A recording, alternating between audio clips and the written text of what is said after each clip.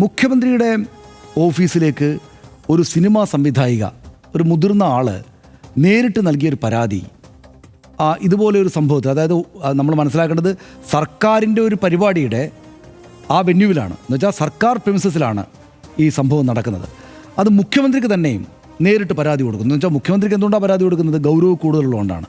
അപ്പോൾ സ്വാഭാവികമായിട്ടും ഒന്ന് സർക്കാരിൻ്റെ കൈവശം, ഇതൊരു പ്രൈവറ്റ് സംഗതി എന്ന നിലയിൽ നിന്ന് മാറുന്നത് IFFKയുടെ സിനിമകൾ സെലക്ട് ചെയ്യാൻ വേണ്ടിയിട്ട് സർക്കാർ എടുത്തു കൊടുത്ത ഹോട്ടൽ മുറിക്കകത്ത് വെച്ച് ഞാൻ ഉപദ്രവിക്കപ്പെട്ടിരിക്കുന്നു എന്ന് സർക്കാർ ക്ഷണിതാവായിട്ട് ക്ഷണിച്ചിട്ട് വിളിച്ചുകൊണ്ടുവന്ന ഒരു വനിതാ സംവിധായിക മുഖ്യമന്ത്രിയുടെ ഓഫീസിലേക്ക് പരാതി കൊടുത്താൽ മുഖ്യമന്ത്രിയുടെ ഓഫീസ് അടുത്ത സെക്കൻഡിൽ ആ പരാതി പോലീസിലേക്ക് കൈമാറണം. അടുത്ത സെക്കൻഡിൽ പോലീസ് ആ നടപടികളിലേക്ക് കടക്കണം. ഏത് പരാതിയാണെങ്കിലും അങ്ങനെയാണ്. പക്ഷേ ഇവിടെ ഒരു അധിക സംഗതിയുണ്ട്. അതുണ്ടായില്ല എന്നാണ് നമ്മൾ അറിയുന്നത്. നവംബർ 27 മുഖ്യമന്ത്രിക്ക് പരാതി കിട്ടി. ഡിസംബർ 2 മാത്രമാണ് പോലീസ് കമ്മീഷണർ കന്റോൺമെൻറ്റ് പോലീസിന് പരാതി കൈമാറുന്നത്. പോലീസ് കേസെടുക്കുന്നത് 8 ഇതുവരെ ലഭിച്ച വിവരങ്ങൾ അനുസരിച്ചാണ് ഞാനിത് പറയുന്നത്. Subject to correction. നാളെ ഇത് തെറ്റാണെന്ന് വന്നാൽ തിരുത്താൻ ബുദ്ധിമുട്ടില്ല. പക്ഷേ ഇതാണ് ശരിയെങ്കിൽ ഇത് വളരെ വലിയ വൈകലാണ്. അതിൻ്റെ ഗൗരവത്തെ വേണ്ട രീതിയിൽ പരിഗണിക്കാതെയുള്ള നടപടിയാണ്. അത് നിശ്ചയമായിട്ടും സർക്കാർ സംവിധാനങ്ങളും പോലീസും മറുപടി പറയേണ്ടുന്ന കാര്യമാണ്. ഇതിനകത്ത് ഗൗരവതരമായിട്ടുള്ള പരാതിയാണ് വന്നിരിക്കുന്നത്.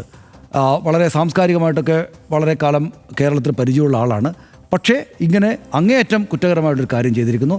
നമ്മൾ ഈ കുറ്റത്തിന് മേൽ ഉണ്ടായിരിക്കുന്ന അലസതയെയും നിശ്ചയമായിട്ടും എതിർക്കേണ്ടതുണ്ടെന്ന കാര്യത്തിൽ യാതൊരു സംശയമില്ല.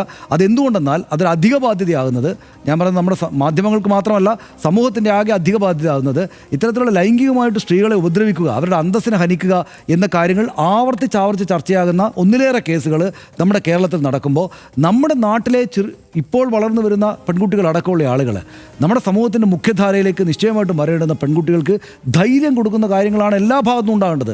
പൊതുസമൂഹ സംവിധാനങ്ങളുടെ ഭാഗത്തു നിന്നെല്ലാം ഉണ്ടാകേണ്ടത് അത്തരത്തിലുള്ള കാര്യങ്ങളാണ്. നമ്മൾ മാധ്യമങ്ങൾ ഇത്തരം കേസുകളിൽ ആഞ്ഞ് ഉറക്കെ ഈ കാര്യങ്ങൾ പറയുന്നതിൻ്റെ കാര്യം എന്താണ്? എല്ലാ മാധ്യമങ്ങളും പൊതുസമൂഹ സംവിധാനങ്ങളുടെ ഭാഗത്തു നിന്ന് അങ്ങനെ ചെയ്യേണ്ടുന്ന ഉത്തരവാദിത്വം നമുക്കുള്ളത് കൊണ്ടാണ്.